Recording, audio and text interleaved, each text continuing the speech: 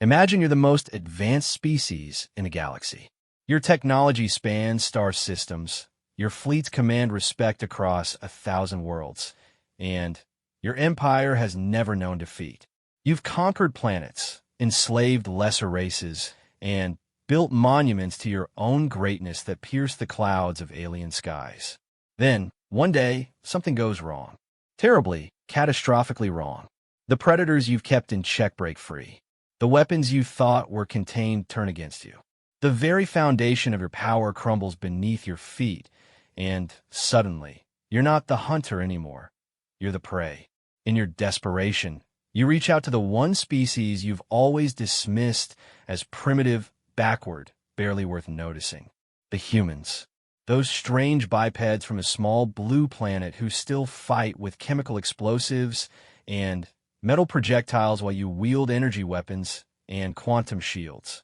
You expect them to cower, to hide, to prove once and for all that they're the inferior beings you've always believed them to be. Instead, they do something that shakes you to your very core. They answer your call. And when the fog of war clears, you realize that maybe, just maybe, you never really understood what it meant to be human at all. This is the story of what happens when the galaxy's apex predator discovers they were never the apex at all. This is the story of why, sometimes, the most terrifying words in the universe aren't a battle cry or a threat. Sometimes, the most terrifying words are simply, "We're here to help." Admiral Zek Thran stood before the massive viewing portal of the Hegemony flagship Eternal Dominion, his 4 arms clasped behind his chitinous back as he watched the final preparations for what would surely be the most glorious conquest in their species' history. The Veltar had ruled the galaxy for over 3 millennia, their bioengineered warriors and quantum weaponry crushing any species foolish enough to challenge their supremacy. Today, they would add the final jewel to their crown, the human homeworld of Earth. The human delegation waited in the conference chamber, having arrived under the white flag of surrender just as Zek Thran had expected. Their small, soft bodies looked even more pathetic in person than they did in the intelligence reports. No natural armor, no claws, no enhanced sensory organs. How had such weak creatures even managed to achieve space flight? It was almost insulting that they had required any military attention at all. Admiral, his tactical officer, Commander Vexel, approached with the characteristic clicking gait of their species. The human representatives are ready for the formal surrender ceremony. Our bioscanners confirm they carry no weapons or defensive technology. Zek Thran's mandibles clicked in satisfaction. Of course they don't. These primitives still use chemical propellants in their weapons. Their most advanced ships barely achieve faster-than-light travel. They're probably grateful we're offering them servitude instead of extinction. The conference chamber was a testament to Veltar superiority, its walls lined with the preserved battle standards of conquered worlds. Each banner represented a species that had once thought themselves mighty, now reduced to nothing more than labor stock for the hegemony. Soon, the blue and white flag of Earth would join that collection. 3 humans sat at the far end of the polished obsidian table, looking remarkably composed for beings about to witness the end of their species' independence. The one in the center, introduced as Admiral Sarah Chun, appeared to be their leader. Her dark hair was pulled back in a simple style, and her uniform bore markings that Zek Thran's translators had identified as indicating high military rank. Beside her sat a tall man with graying temples introduced as General Marcus Rodriguez, and a younger woman identified as Colonel Lisa Park. "I trust you understand why you've been summoned," Zek Thran began, his translation device rendering his words into the primitive human language. "Your species has reached the limits of its expansion. The Veltar hegemony now claims dominion over this sector of the galaxy. You may surrender now and accept tributary status, or we will demonstrate why resistance is futile." Admiral Chun leaned forward slightly, her hands folded calmly on the table. "We appreciate you taking the time to meet with us, Admiral Zek Thran. However, I'm afraid there's been a misunderstanding. We're not here to surrender. Zekthran's secondary eyes swiveled to focus on the human, while his primary eyes remained fixed on her companions. This was unexpected. I beg your pardon? We're here to offer you a chance to withdraw peacefully, Chen continued, her voice level and professional. Humanity has no quarrel with the Veltar people themselves, but we cannot allow your current government's aggressive expansion to continue. If you turn your fleets around now and return to your previous borders, we're prepared to open diplomatic channels and discuss a peaceful coexistence. The silence that followed was so complete that Zekthran could hear the subtle humming of the ship's bioneural processors. Commander Vexiel's wings buzzed in what their species recognized as barely controlled laughter. Several other officers present began the low clicking that indicated amusement. "You believe," Zekthran said slowly, savoring each word, "that you are in a position to make demands of the hegemony? You, who have colonized fewer than 50 worlds. You, whose entire fleet could not match a single hegemony battle group. You, whose technology is so primitive that you still rely on solid-state computers instead of living neural networks." General Rodriguez spoke for the first time, his voice carrying the gravelly tone of a career soldier. "Numbers aren't everything, Admiral. Sometimes it's about how you use what you have." Zekthran's wings spread wide in a display of dominance that had intimidated countless species before. "Commander Vexiel, show our guests the current tactical display." The center of the table shimmered and projected a three-dimensional map of the local star system. Red markers indicated hegemony vessels, numbering in the thousands. They surrounded Earth like a tightening noose, with additional fleets positioned at every major shipping lane and colony world. Blue markers showed human vessels, pitifully few in comparison. 12,000 ships under my command, Zekthran announced proudly, each one capable of reducing a planet to glass within minutes. Your entire fleet numbers fewer than 800 vessels, most of which are not even military grade. Perhaps now you understand the reality of your situation. Colonel Park studied the display with obvious interest, zooming in on various fleet positions with casual manipulation of the holographic controls. "Impressive formation," she admitted. "Very traditional. Your tacticians clearly favor the classic encirclement strategy. It's worked well for you in the past, I imagine." "For 3,000 years, Vexiel confirmed with obvious pride. "No species has ever successfully resisted when faced with the full might of a hegemony deployment." "That's fascinating," Chen said, leaning back in her chair. "Because we've been studying your previous conquests, and you're absolutely right. This formation has been incredibly effective. The Krelnari lasted 6 hours. The Scythian Empire managed 4 days. The Mordak Confederacy actually held out for almost 3 weeks, which must have been embarrassing." Zekthran's mandibles clicked in irritation. "Are you attempting to insult us?" "Not at all," Chen replied. "I'm just curious about something. In all those conquests, in all those victories, did any of the species you defeated ever ask for your help first?" The question was so unexpected that Zekthran found himself momentarily speechless. "What? It's a simple question," Rodriguez added. "Before you conquered them, did any of those civilizations ever send distress signals asking the hegemony for assistance?" Zekthran exchanged glances with his officers. "Of course not. Why would they? We were conquering them." "Right," Chen nodded. "So you've never actually had to deal with a species that wanted you there. That changes the tactical picture considerably." Commander Vexiel's wings buzzed with renewed amusement.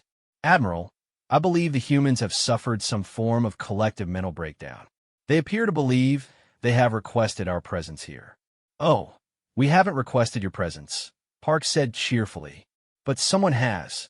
Before any of the Veltar could ask what she meant, alarms began sounding throughout the ship. The tactical display flickered and updated, showing new contacts appearing at the edge of the system. Then more. Then hundreds more. Zekthran spun toward his communications officer. "Report. Admiral, we're receiving multiple distress signals from our outer perimeter vessels. They report unknown contacts dropping out of hyperspace along the entire system periphery. The signatures are, Admiral, they don't match anything in our databases. The tactical display continued to update as more contacts appeared. They moved with purpose, but not toward Earth. Instead, they seemed to be taking positions between the hegemony fleet and the outer system. Human vessels? Vexiel asked, though his tone suggested he already knew the answer. Negative, the communications officer replied, his voice betraying the first hint of uncertainty. These readings are completely foreign. Energy signatures unlike anything we've encountered. Chun stood up, smoothing down her uniform. Gentlemen, I'm afraid we need to cut this meeting short. You see, about 6 months ago, we received a very interesting transmission. It was from a species called the Void Hunters. Zekthran's 4 arms went rigid. Every Veltar in the room, suddenly, became very still. You've heard of them, Rodriguez observed. Good. That saves time. According to their message, they had broken containment from somewhere beyond the galactic edge. Apparently, some ancient civilization had built a prison to hold them, but time and entropy eventually weakened the barriers. They were free, they were hungry, and they were coming this way. The transmission was quite detailed, Park added, pulling up a data pad. They described themselves as a hive mind species that consumes organic matter to fuel their reproduction. Each individual they devour adds to their collective intelligence. They showed us projections of what they intended to do to every living world they encountered. Chun walked around the table, her calm demeanor never wavering. Now, we're relatively new to the galactic community. We don't have extensive databases on every species out there. But we did some research, and we found something interesting. About 1,500 years ago, the Veltar hegemony fought something called the Void Wars. Ring any bells? Zekthran's breathing had become rapid and shallow. That information is classified. Was classified, Rodriguez corrected. Amazing what you can learn when you start asking the right questions of the right people. Apparently, the hegemony encountered the Void Hunters once before. Lost almost half your fleet, as I understand it. Would have lost everything if you hadn't managed to drive them back beyond the galactic rim and trap them there. The containment was supposed to last forever, Vexiel whispered, more to himself than to anyone else. Nothing lasts forever, Chin said gently. But here's the thing. When we received that transmission, we had a choice to make. We could try to handle it ourselves, probably fail, and watch as the Void Hunters consumed first us, then every other species in the galaxy. Or the alarms grew louder. More contacts appeared on the tactical display. Or we could reach out to the one species that had successfully fought these creatures before. The one species that might have the knowledge and experience necessary to stop them again. Zekthran stared at the human admiral in dawning comprehension. You called us here. We sent a message through diplomatic channels 3 months ago, Park confirmed. We told you exactly what was coming and exactly when we expected them to arrive.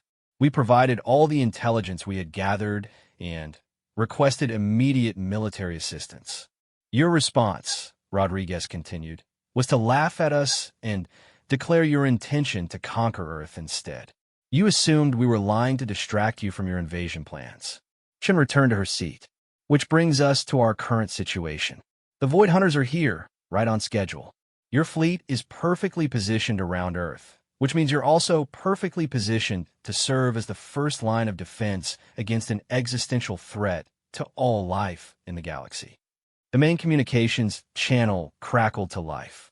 Admiral Zekthran, this is Battle Group 7. We are under attack by unknown hostiles. They appear to be some form of organic-mechanical hybrid. Our weapons are having minimal effect. We need immediate reinforcement. Through the viewing portal, they could see flashes of weapon fire in the distance. The hegemony's outer vessels were engaging something that was fighting back with terrifying efficiency. So here we are, Chun said, standing once more. The Void Hunters have arrived. Your fleet is about to face the same enemy that nearly destroyed your civilization once before, and the only backup you have is a species you were planning to enslave about 20 minutes ago. She moved toward the door, her officers following. The question now, Admiral Zekthran, is whether the Veltar hegemony is wise enough to accept help from those they consider inferior. Because, ready or not, the real war just started.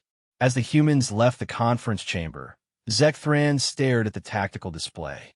The red markers representing his fleet were beginning to flicker and fade as outer vessels went dark. The unknown contacts moved with predatory purpose, each loss seeming to strengthen their formation. For the first time in his long military career, Admiral Zekthran felt something he had never experienced before, the cold touch of real fear. The command bridge of the Eternal Dominion had transformed from a place of confident superiority into a scene of barely controlled chaos. Emergency lights bathed everything in crimson as reports flooded in from across the fleet. Zekthran gripped the command throne with all four hands, watching his carefully arranged formation dissolve under assault from an enemy that should not have existed. Battle Group 12 is requesting immediate evacuation.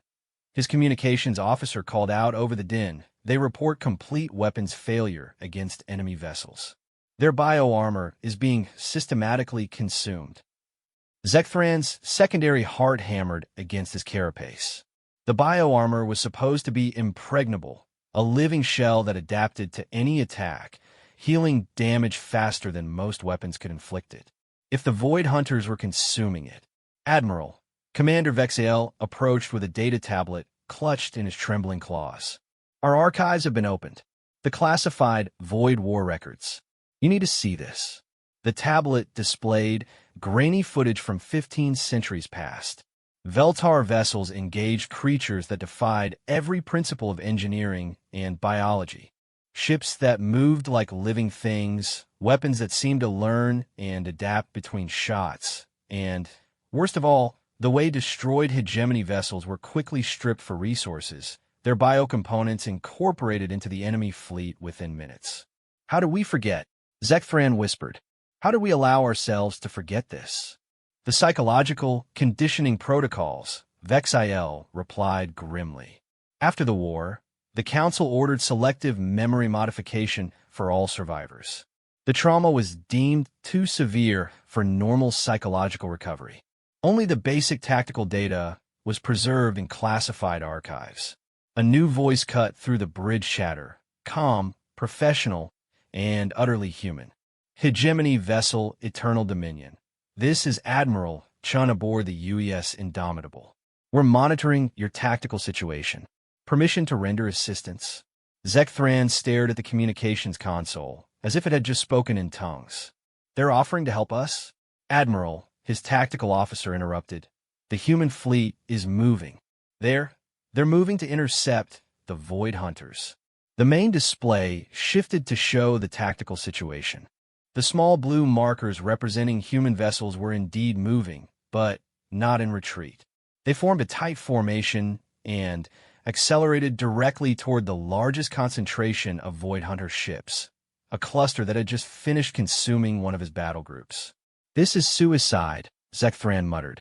They don't understand what they're facing. Hegemony Fleet, this is General Rodriguez. We're transmitting tactical data now. You want to reconfigure your weapons to these specifications immediately. Data began flooding the Eternal Dominion S systems. Zekthran watched in amazement as detailed weapon modifications, shield harmonics, and battle tactics filled his screens.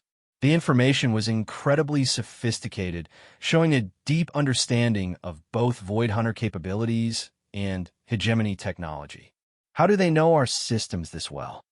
Vixid, sir, the tactical officer said, voice filled with disbelief. These modifications, they're brilliant. They're using our own bioengineering against the Void Hunters. Look at this. They found a way to make our living armor toxic to their consumption process.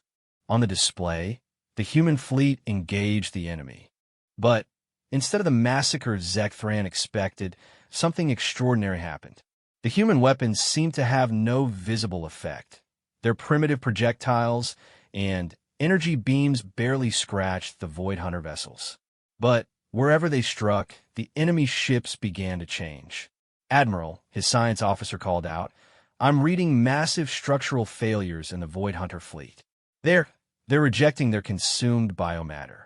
The human weapons appear to be delivering some form of contaminating agent. Colonel Park's voice came through the communications array. Hegemony forces, you should implement the transmitted modifications now. We've just tagged the enemy with a synthetic virus that makes Veltar biocomponents poisonous to them. Every ship they've consumed from your fleet is about to become a liability.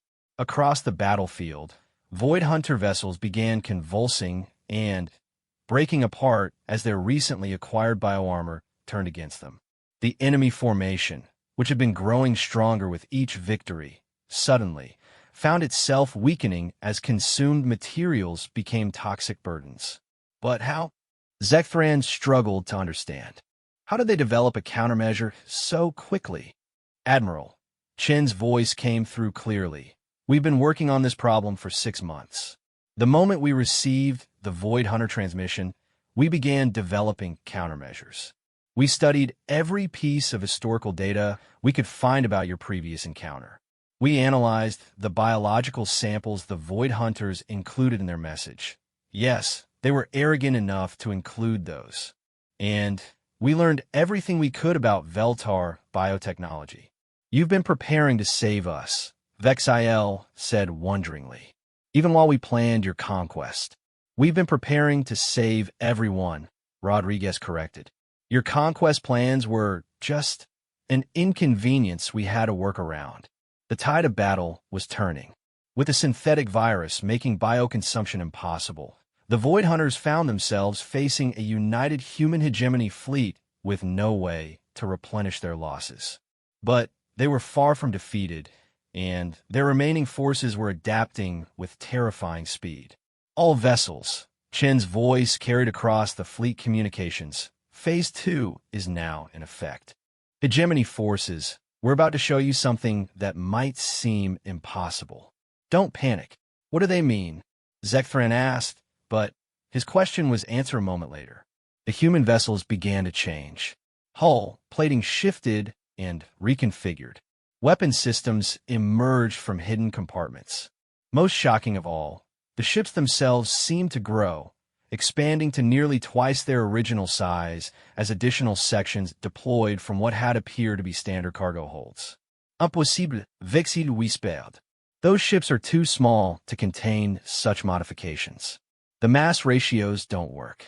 Admiral, the science officer called out, voice filled with awe. I'm reading massive gravimetric distortions around the human fleet. They're using some form of compressed space technology. Those ships are much larger than they appeared.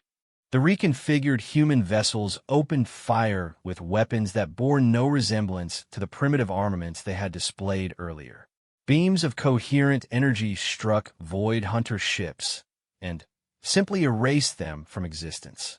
Projectiles that warped space around them punched through enemy defenses as if they weren't there. This is the UES Indomitable, Chun announced. All hegemony forces, please maintain minimum safe distance of 50 kilometers from human vessels. We're switching to full military configuration. What followed was unlike any space battle in recorded history. The humans fought with a combination of advanced technology and tactical brilliance that left the Veltar fleet in stunned silence. Every move was calculated, every shot precise. They seemed to anticipate Void Hunter adaptations before they happened, countering new enemy tactics almost instantly. They're not just fighting them, Zekthran realized. They're studying them, learning from them in real time. Admiral, his communications officer said, we're receiving tactical updates from the human fleet. They're sharing everything. Enemy weaknesses, optimal targeting solutions, predicted adaptation patterns. They're teaching us how to fight these creatures. The battle raged for hours. The Void Hunter fleet, which had seemed unstoppable when it first arrived, found itself systematically dismantled by an enemy that refused to be consumed, learned faster than they could adapt, and fought with a coordination that seemed almost supernatural. But the most remarkable thing wasn't the human technology or tactics. It was the way they fought alongside the hegemony fleet as if they had been allies for centuries. Human vessels moved to protect damaged Veltar ships. Medical frigates appeared to tend to wounded hegemony crews. Supply vessels delivered ammunition and repair materials without being asked. Admiral Zek Thran. Chen's voice came through as the last Void Hunter vessel was destroyed. This is Admiral Chun. The immediate threat has been neutralized, but we need to discuss long-term security measures. These are just scouts. The main force is still out there. Zek Thran found himself speechless. His mighty fleet, the pride of a galactic empire, had been saved by the very species he had come to conquer. The humans had not only defended themselves, they had defended everyone. Admiral Chun, he finally managed. We owe you a debt that cannot be repaid. No debt necessary, she replied. But we do need to talk. The galaxy just got a lot more dangerous, and we're going to need to work together if we want to survive what's coming next. You would trust us? After what we intended. There was a long pause before Chen answered. Admiral, 36 hours ago, your fleet was preparing to enslave my species. Today, human and Veltar crews fought side by side against an existential threat. Tomorrow, we're going to need each other even more. The question isn't whether we trust you. The question is whether you're wise enough to trust us. Zek Thran looked around his bridge at officers who had spent their entire careers believing in Veltar superiority, now staring in amazement at tactical displays showing human vessels rendering aid to their former enemies.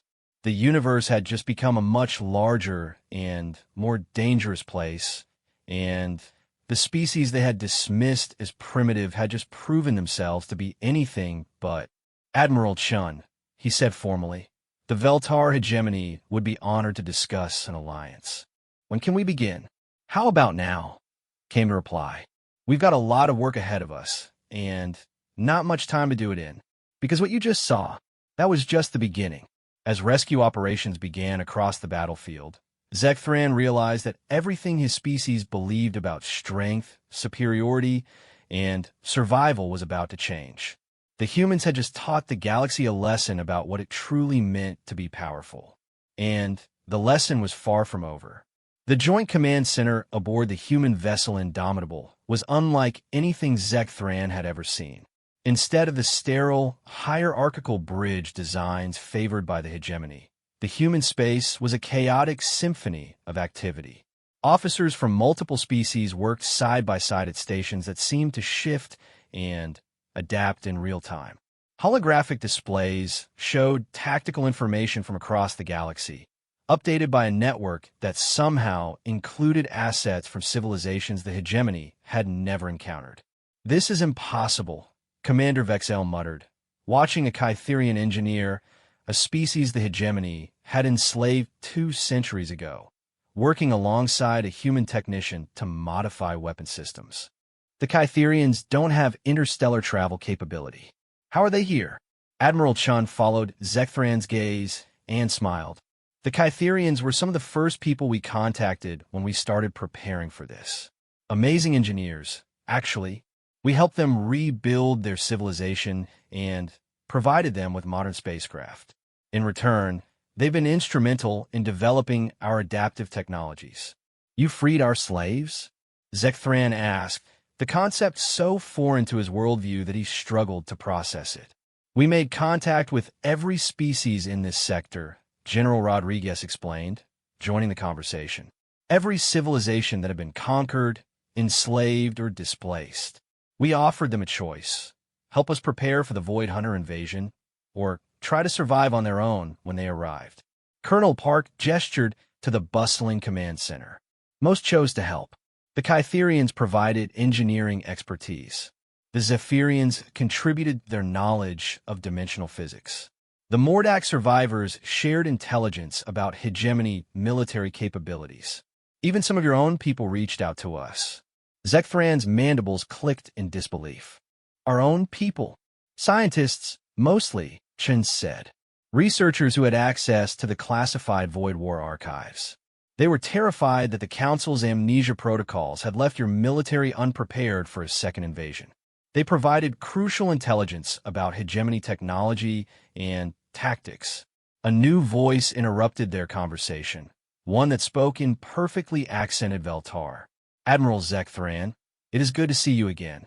Zekthran spun around to face a figure in hegemony colors, but the being beneath the uniform was impossible. It was human, but speaking their language with perfect fluency and moving with the precise grace of a trained Veltar officer. I am Commander Sarah Kim, she continued in flawless Veltar, formerly of the Hegemony Scientific Corps. I was part of the cultural exchange program your predecessor established 15 years ago. The exchange program was terminated when the council decided humans were too primitive to warrant further study. Zekthran said slowly, memories of old briefings filtering back. The official program was terminated, Kim agreed, switching back to English. The unofficial program continued. Amazing what you can learn when both sides are motivated to understand each other. Rodriguez pulled up a holographic display showing fleet positions across the galaxy. We've been preparing for this day for 3 years, ever since our deep space monitoring arrays detected the first signs of containment breach beyond the galactic rim. When the Void Hunters finally sent their scouting transmission 6 months ago, we were already in position. In position? Vexiel asked. Show him the real picture, Chin said. The display expanded, zooming out to show the entire galaxy. What Zekthran saw defied every assumption he had ever made about human capabilities. Blue markers indicating human forces or allies dotted the galactic map, not just in human space, but everywhere. Supply depots, monitoring stations, and mobile fleets positioned at strategic locations across hundreds of sectors. You've militarized the entire galaxy, he breathed. We've organized it, Park corrected. Every species that wanted to survive had to contribute something. The Andromedans provided manufacturing capabilities. The Centaurians offered their expertise in quantum communications. The Rigelians shared their knowledge of exotic matter physics. Even species that hadn't achieved spaceflight yet contributed biological sciences or cultural insights. But how? Zekthran demanded. Your technology, your numbers. None of this should be possible. Chun activated another display, this one showing human space as it actually existed, not as the hegemony intelligence reports had described it. Colony worlds numbered in the thousands, not dozens. Industrial complexes that dwarfed anything in hegemony space. Fleet yards that could produce vessels at rates that seemed impossible. Your intelligence was deliberately limited, Rodriguez explained. For the past century, we've been very careful about what we allowed your scouts to see. We needed you to underestimate us until the time came when we needed your help. Commander Himnodit. The humans have a saying, appear weak when you are strong. It seemed wise, given the hegemony's tendency to conquer anything it perceives as a threat. But why? Zekthran struggled to understand the scope of what he was seeing. Why go to such lengths to hide your true capabilities? You could have challenged the hegemony directly at any time. Because we didn't need to, Chin said simply. Your empire was stable. Your people were fed and housed and largely content. Yes, you enslaved other species, but forced regime change would have caused more suffering than it prevented. We decided it was better to quietly liberate individual worlds and help displaced populations rebuild elsewhere. Vexiel stared at the display, showing the true extent of human civilization. You've been evacuating our slave populations. We call it voluntary relocation assistance, Park said with a slight smile. Amazing how many beings choose to leave when offered genuine alternatives. We've been relocating about 50,000 people per year for the past 2 decades. The population decline reports, Zekthran muttered. We attributed it to natural demographic shifts. Sometimes the simplest explanation isn't the correct one, Rodriguez observed. But that's beside the point now. The Void Hunters are here, and they're not going to stop with one scouting force.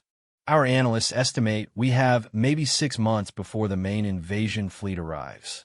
An alarm sounded softly, and Chin moved to a communication station. Admiral, we're receiving priority transmissions from our deep space monitoring network. The news isn't good. The main display shifted to show the galactic edge, where a massive distortion was growing larger by the hour. As they watched, dark shapes began emerging from the void between galaxies, ships that dwarfed anything in the combined human hegemony fleets. Mother of Storms, Vexiel whispered, using an ancient Veltar oath that hadn't been spoken aloud in centuries. The main fleet, Chun confirmed. Our estimates were optimistic. We have 6 weeks, not 6 months. The command center fell silent except for the soft hum of machinery and the quiet conversations of crew members who hadn't yet seen the display. Zekthran found himself calculating odds that were so overwhelming they bordered on meaningless.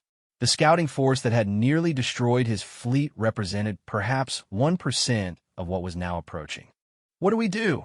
he asked, and was surprised to realize he was genuinely looking to the humans for answers. "What we do best," Chen replied.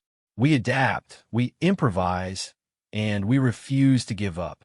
Commander Kim, please brief Admiral Zekthran on Project Lazarus." "General Rodriguez, I need you to coordinate with the Hegemony Logistics Corps about resource allocation. Colonel Park, start reaching out to the remaining neutral powers. It's time to extend some formal invitations." As the human officers dispersed to their tasks, Zekthran remained staring at the approaching invasion fleet. "Project Lazarus?" Kim appeared at his side, her manner shifting back to the formal deportment he recognized from hegemony officers. "It's named after a human religious figure who was brought back from the dead. The project involves using Void Hunter biology against them on a galactic scale." "I don't understand." "The Void Hunters consume organic matter to fuel their growth and reproduction," Kim explained. "But they're also a collective consciousness. Every individual is connected to every other individual across their entire species. It's their greatest strength, perfect coordination, shared knowledge, instantaneous adaptation. And their greatest weakness," Zekthran said, beginning to understand. "Precisely. We've developed a synthetic organism that mimics the nutritional profile of typical hegemony biocomponents, but carries a modified version of the virus we used in the previous battle. Once it enters their collective consciousness, it doesn't just affect individual ships, it affects their entire species." Zekthran felt his breathing grow shallow. "You're planning to commit genocide."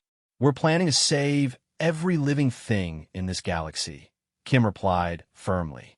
"The Void Hunters aren't invaders seeking conquest or resources. They're a plague. They consume everything organic they encounter and use it to make more of themselves. There is no negotiation, no coexistence, no peaceful resolution. Either they all die or everything else does. But the scale of such an operation will require every ship, every soldier, and every resource that the galaxy can muster," Chun said, returning to their conversation. "Which is why we need the hegemony's full cooperation. Your biotechnology, your fleet, your knowledge of galactic logistics. Without all of that, Project Lazarus fails." Zekthran looked around the command center, watching beings from dozens of species working together with a coordination that put his own military to shame. "You're asking us to trust you completely." "No, Chen Corrective. I'm asking you to trust yourselves. To be the civilization that fought the Void Wars and won. To be the people who built an empire that lasted 3 millennia. To be everything your ancestors were, but better." She moved to the central display and began bringing up tactical projections. "In 6 weeks, the largest fleet in galactic history is going to arrive with the intention of consuming every living thing in existence. We can meet them with the largest alliance in galactic history, fighting not for conquest or glory, but for survival itself. The question isn't whether you trust us, Admiral. The question is whether you trust your own people to rise to this challenge." Zekthran thought of his crew, his officers, his people scattered across 1,000 worlds. They had spent so long believing in their own superiority that they had forgotten what had made them superior in the first place. The courage to stand against impossible odds and fight for something greater than themselves. "What do you need from us?" he asked. "Everything," Rodriguez answered honestly. "But we'll give you everything in return. This isn't conquest, Admiral. This is partnership. And when it's over, the galaxy is going to be a very different place. As if to emphasize his point, the display updated to show the approaching Void Hunter fleet.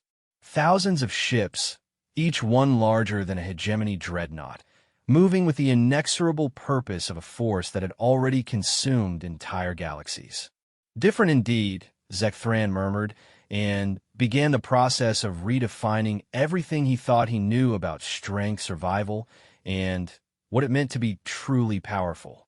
The war room aboard the Eternal Dominion had been completely transformed. What had once been a shrine to Veltar military might now served as the nerve center for the largest military alliance in galactic history. Holographic displays showed real-time tactical information from 12,000 star systems. Representatives from 47 different species worked alongside hegemony officers who, just weeks earlier, had considered most of them to be inferior beings. Zekthran stood before the central display, watching the final preparations for what everyone knew would be the decisive battle. 6 weeks of unprecedented cooperation had produced results that still amazed him. Fleets that had never worked together now operated with seamless coordination. Technologies that had been developed in isolation were combined in ways their original creators never imagined. Most remarkably, species that had been enemies for centuries were now willing to die for each other. The evacuation of the Outer Rim colonies is complete, reported Commander Thane, a Mordak officer whose people had once fought the hegemony to near extinction. All civilian populations have been moved to the designated safe zones. Bioweapon deployment systems are fully operational across all vessels, added Dr. Xenothy, a Kytherian scientist whose expertise in biological engineering had proved crucial to Project Lazarus. The synthetic organisms are stable and ready for distributed release. Admiral Chun approached the central table, her face showing the strain of weeks without adequate rest. Final fleet count shows 8,700 vessels ready for combat operations. Another 2,000 ships in support roles. It's not enough to match their numbers, but it might be enough to accomplish the mission. General Rodriguez highlighted sections of the tactical display with practiced efficiency. Our forward scouts report the Void Hunter fleet is maintaining its approach vector. No change in formation or tactics. They're not adapting to our preparations, which suggests they still don't view us as a significant threat. Or they're confident that adaptation won't be necessary, Zekthran observed grimly. Intelligence reports estimated the approaching fleet at over 30,000 vessels, each one a biological nightmare that could repair damage faster than conventional weapons could inflict it. Colonel Park materialized beside the display as her holographic image was transmitted from the UES Indomitable. Admiral, we've received final confirmation from the Andromedans. Their quantum resonance network is online across all participating vessels. When we activate Project Lazarus, every ship in both fleets will be linked through a unified communications grid. The consequences of failure? Zekthran asked, though he suspected he already knew the answer. Total, Chun replied without hesitation. If the bioweapon doesn't take effect quickly enough, or if the Void Hunters adapt faster than we anticipated, they'll consume our entire fleet and add our technology to their own. After that, nothing in the galaxy will be able to stop them. Commander Vexale, who had spent the past weeks working closely with human tactical specialists, gestured to the approaching enemy formation. They've learned from our previous encounter. Look at their fleet structure. They've separated into smaller groups to prevent concentrated contamination. They're also maintaining greater distances between vessels. They're learning, agreed Dr. Xenothy. But so are we. The synthetic organisms have been modified to account for their tactical adaptations. More importantly, we've developed multiple delivery vectors. Even if they counter some of our approaches, others will still succeed. The main communication array crackled with an incoming transmission from the approaching Void Hunter fleet. The voice that emerged was a harmonic blend of thousands of individual consciousness speaking in perfect unison, a sound that sent involuntary shivers through every being in the war room. Biological entities of local galaxy cluster, the voice intoned with the casual indifference of a predator addressing its prey. "We are the Void. We consume. We grow. We continue. Your resistance is noted, but irrelevant. Prepare for integration." Admiral Chen activated the fleet-wide communication system. "Attention all vessels. This is Admiral Chen. You've all heard the enemy's terms. I don't know about the rest of you, but I find their offer somewhat lacking." Scattered laughter echoed across the communication channels as crews from dozens of species responded to the humans' dry humor. It was a small thing, but in the face of existential terror, small things mattered. "In 1 hour, we will engage the largest invasion force in recorded history," Chen continued, her voice carrying clearly to every ship in the Allied fleet. "We don't know if our plan will work. We don't know if we'll survive the next 6 hours. But we do know this. Today, the galaxy stands united. Today, we fight not as separate species competing for dominance, but as one people defending our home." Zekthran found himself moved by the simple power of her words. Around the war room, he could see the same emotion reflected in faces that belonged to species that had been enemies just months earlier. "Project Lazarus is more than a weapon," Chen said. "It's a statement. A declaration that life, consciousness, and free will are worth defending. That diversity is strength. That cooperation is more powerful than conquest. Whatever happens in the next few hours, remember this. We chose to stand together when we could have stood alone." The communication ended, leaving the war room in contemplative silence. Through the viewing ports, they could see the massed Allied fleet stretching into the distance. Ships of every conceivable design working in perfect formation. "Admiral Zekthran," Chen said privately, "I need to ask something of you that goes against everything your military training has taught you. What do you require? When the battle begins, I need you to hold back your most powerful vessels. Keep them in reserve until the bioweapon takes effect." Zekthran's mandibles clicked in confusion. "You want us to let others bear the brunt of the initial assault? I want the Void Hunters to think they're winning," Rodriguez explained. "The bioweapon works best when they're actively feeding. If they sense immediate danger, they might withdraw and adapt their approach. We need them to commit fully to the engagement. You're asking my people to watch while others die in their place. I'm asking your people to trust that temporary sacrifice serves the greater strategy," Chun corrected gently. "The hardest part of command isn't knowing when to attack. It's knowing when to wait." Before Zekthran could respond, alarms sounded throughout the ship. The tactical display updated to show the Void Hunter fleet dropping out of hyperspace at the edge of the system. What emerged from the dimensional tiers was worse than any of their intelligence estimates had suggested. The ships weren't just large. They were architectural impossibilities, vessels that seemed to exist in more dimensions than 3. Their hulls pulsed with organic rhythms that suggested vast, malevolent intelligence. Worst of all, they moved with purpose that spoke of absolute confidence in their victory. "Fleet count is uncertain," reported the tactical officer, his voice betraying the strain of trying to process what his sensors were telling him. "The ships appear to exist in multiple dimensional states simultaneously. Conservative estimate is 35,000 vessels, but they may be capable of multiplication during combat. Energy signatures are off the charts," added the science officer. "Each vessel is generating more power than our entire fleet combined. Admiral, I don't think our weapons will be effective at all."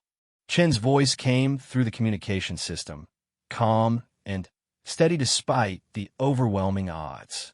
"All vessels, this is Admiral Chen. Initiate Phase 1. Remember, we're not trying to win the opening engagement. We're trying to survive it long enough for the real battle to begin."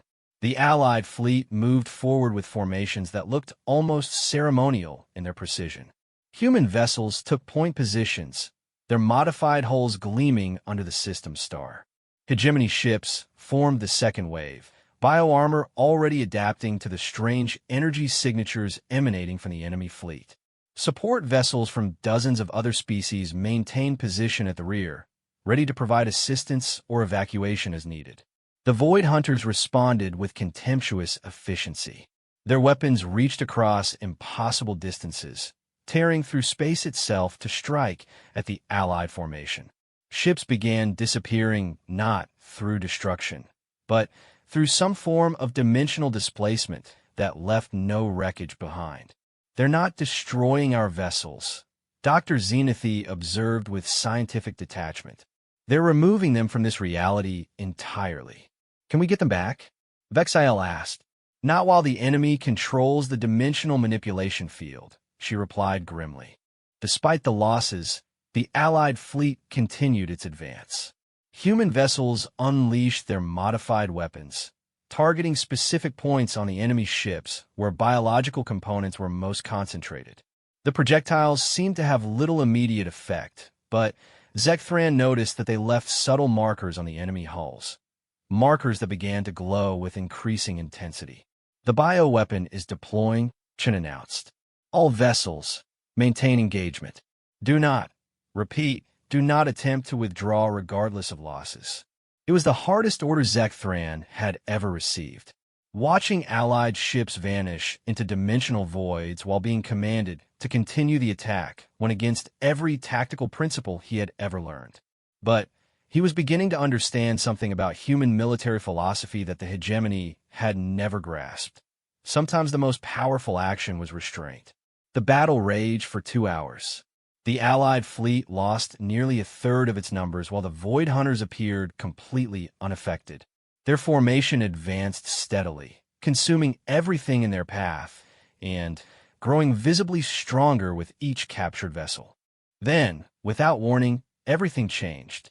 The glow that had been building on the enemy ships suddenly flared to brilliant intensity. Across the Void Hunter fleet, ships began convulsing as their biological components turned against them. The dimensional manipulation fields collapsed, returning hundreds of Allied vessels to normal space. "It's working," Dr. Xenothy breathed. "The collective consciousness is breaking down. They're losing coordination." But even as their formation collapsed, the Void Hunters were adapting. Some ships began jettisoning infected components. Others were attempting to isolate themselves from the collective network. A few were even turning their weapons on their own fleet to prevent the spread of contamination. "They're evolving countermeasures," Rodriguez observed. "We need to move to Phase 2 immediately." Chen's voice rang out across the fleet. "All vessels, execute Plan Lazarus Alpha. Admiral Zekthran, this is your moment." The Hegemony Reserve Fleet, held back until this critical moment, surged forward with weapons modified by 6 weeks of human hegemony cooperation. But they weren't targeting the Void Hunter ships. They were targeting the spaces between them, areas where the bioweapon was spreading through dimensional fractures. "We're not trying to destroy them," Zekthran realized. "We're trying to amplify the contamination effect." "Exactly," Chen confirmed. "The bioweapon is just the beginning. Now we make sure it spreads to every single one of their ships simultaneously." The final phase of the battle was unlike anything in military history. Instead of fighting the enemy fleet, the Allied forces fought to contain and direct the spread of a biological contamination that was turning the Void Hunters' greatest strength, their collective consciousness, into their ultimate weakness. And in the space between one heartbeat and the next, 30,000 ships that had crossed the void between galaxies to devour all life simply stopped. The silence that followed the cessation of 30,000 Void Hunter vessels was more profound than any sound Zekthran had ever experienced. Across the battlefield, the massive organic ships hung motionless in space, their bioluminescent markings slowly fading from angry red to the pale blue of death. No weapons fired. No engines moved. The most terrifying invasion force in galactic history had simply stopped. "Fleet status report." Admiral Chen's voice came through the communication array, professional as always, but carrying an undertone of exhaustion that spoke to the strain of the past 6 hours. "Hegemony vessels reporting minimal additional casualties," Commander Vexiel announced, his voice filled with amazement.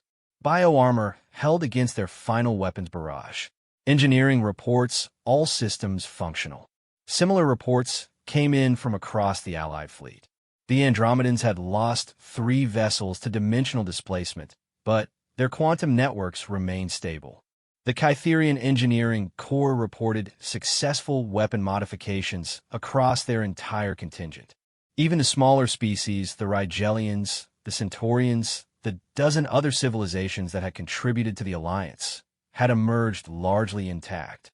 Dr. Xenothy approached the central display, her scaled hands dancing across the control interface as she brought up biological readings from the Void Hunter fleet. The synthetic organism has achieved complete integration with their collective consciousness. All vessels are showing consistent neural shutdown across their biological components. Are they dead? Zekthran asked, studying the readings that showed flatlined biological activity across the enemy formation. In the traditional sense, yes, she replied. But the Void Hunters aren't entirely biological. Their mechanical components are still functional. The question is whether they can rebuild their organic systems or develop purely artificial alternatives. General Rodriguez highlighted several sections of the enemy fleet where subtle movements could still be detected. Some of their ships are showing signs of automated repair systems. We need to make a decision about what to do with 30,000 potentially recoverable enemy vessels. The weight of that statement settled over the war room like a heavy blanket. They had stopped the invasion, but the aftermath presented challenges that nobody had fully anticipated. 30,000 ships, each one larger than most space stations, couldn't simply be ignored. Options? Chen asked, though her tone suggested she had already considered the possibilities. Colonel Park's holographic image gestured to the tactical display. Conventional wisdom would suggest destroying them while they're helpless. It would guarantee they can never be a threat again. But it would also waste the greatest technological treasure trove in galactic history, Commander Kim observed. The scientific advances we could achieve by studying their technology could also lead to someone trying to recreate the Void Hunters themselves, Zekthran pointed out. The temptation to weaponize such power would be enormous. Admiral Chun moved to the central viewing port, staring out at the disabled fleet. There's another consideration. These ships represent the remains of every civilization the Void Hunters consumed on their journey here. Billions of beings whose technology, culture, and knowledge were incorporated into that collective consciousness. The implications of her words slowly dawned on everyone present. The Void Hunter fleet wasn't just a military force. It was a graveyard of civilizations, a repository of knowledge from species that had been extinct for millennia. We could be looking at the accumulated wisdom of hundreds of different species, Dr. Xenothy said wonderingly. Scientific principles that took civilizations thousands of years to develop. Cultural achievements that were lost when their creators were consumed. The philosophical insights of beings who may have been far more advanced than any of us. Or we could be looking at the most dangerous trap ever conceived, Rodriguez countered. What if this was intentional? What if the Void Hunters wanted to be defeated so their technology could be studied and eventually reproduced? The debate that followed revealed the complexity of victory. Military officers argued for destruction as the only safe option. Scientists advocated for careful study under controlled conditions. Diplomats suggested that decisions of such magnitude required input from every species in the galaxy. Philosophers wondered whether they had the right to deny future generations access to knowledge that might solve fundamental questions about existence itself. Zekthran found himself thinking about something Admiral Chun had said during the battle preparation. That cooperation was more powerful than conquest. The alliance that had defeated the Void Hunters was proof of that principle. But now they faced a test of whether that cooperation could survive success. What do the humans recommend? He asked finally. Chun turned from the viewing port, a slight smile on her face. Honestly, we're not sure. This wasn't a scenario our contingency planning covered. We focused so completely on winning the battle that we didn't fully consider what to do if we won it this decisively. Then, perhaps, Commander Kim suggested, this is an opportunity to establish new precedents, to show that this alliance isn't just a temporary military convenience, but the foundation for how we handle galactic-scale challenges in the future. What are you proposing? Vexiel asked. A joint commission, Kim replied. Representatives from every species that participated in the alliance. Shared responsibility for studying the Void Hunter technology, shared access to any discoveries, and shared accountability for ensuring the knowledge is used responsibly. Rodriguez nodded slowly. It would require unprecedented cooperation. No single species could claim ownership of the research. Every discovery would have to be evaluated by the entire commission before implementation. It would also require unprecedented trust, Zek Thran observed. Each species would have to believe that their interests would be protected even when they disagreed with majority decisions. Trust, Chin said quietly, is what we've been building for the past 6 weeks. Trust is what made this victory possible. The question is whether we're ready to build something more permanent with it. Dr. Zenithy brought up a new display showing detailed scans of individual Void Hunter vessels. If we're going to study these ships, we need to do it soon. The biological components are beginning to decay, and some of the mechanical systems are showing signs of automated shutdown sequences. Time pressure, Park noted. We need to make decisions quickly, but we also need to make them correctly. There won't be second chances if we choose wrong. Zekthran studied the faces around the war room. Beings from dozens of species who had learned to work together under the most extreme circumstances imaginable. 6 weeks ago, most of them had been enemies. Today, they were debating the future of galactic civilization as equals. Admiral Chun, he said formally, the Veltar hegemony proposes the establishment of the Galactic Research Commission as described by Commander Kim. We further propose that the first act of this commission be the systematic study of Void Hunter technology under jointly established protocols. The United Earth Federation seconds that proposal, Chen replied. Dr. Zenithy, how long do we have before the biological components degrade beyond useful analysis? Approximately 72 hours for surface-level examination. Perhaps 2 weeks for comprehensive study if we can stabilize the decay process. Then, we have 2 weeks to establish the most ambitious scientific cooperation project in galactic history, Rodriguez said. No pressure. Over the following hours, as reports continued to arrive from across the Allied fleet, the scope of their achievement became clear. Not a single Void Hunter ship remained operational. The bioweapon had spread through their collective consciousness faster than they could adapt, shutting down their biological functions permanently. More importantly, long-range sensors indicated that the contamination had somehow propagated back along their hyperspace transit corridors, affecting any Void Hunter forces that might have been held in reserve. It's over, Dr. Zenithy announced as her final scans completed. The Void Hunter species appears to be extinct. The synthetic organism didn't just kill these ships, it eliminated their entire collective consciousness across all dimensions they were occupying. The war room fell silent as the full implications settled in. They hadn't just won a battle or even a war. They had ended a species that had consumed entire galaxies. The moral weight of that achievement was staggering. Did we do the right thing? Vexiel asked quietly. We did the necessary thing, Chen replied. But history will have to judge whether it was right. Admiral Zekthran looked out at the disabled fleet, thinking about the civilizations that had been consumed to create it and the civilizations that would now survive because of its destruction. Perhaps the best way to honor the dead is to learn from what remains, to ensure that their knowledge serves life instead of death. The Galactic Research Commission, then, Chun said, equal representation, shared responsibility, and a commitment to using whatever we discover for the benefit of all life in the galaxy. Agreed, came the response from every species representative present. As they began the complex process of organizing the largest scientific endeavor in galactic history, Zekthran reflected on how much had changed in just 6 weeks.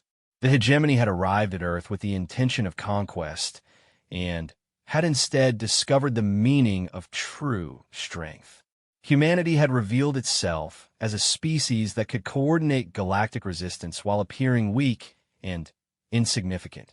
Most importantly, Dozens of species that had spent millennia fighting each other had learned to work together when survival depended on cooperation. The Void Hunter invasion had ended, but something new was beginning, something that might be even more powerful than the force they had just defeated. Outside the viewing ports, the work of cataloging 30,000 alien vessels was already beginning. Science ships from across the Alliance moved into position to begin the most comprehensive research project ever attempted. And somewhere in the vast database of Void Hunter knowledge, the accumulated wisdom of 1,000 dead civilizations waited to be rediscovered. The galaxy would never be the same. But perhaps, Zekthran thought as he watched human and hegemony crews working side by side, that wasn't such a bad thing after all.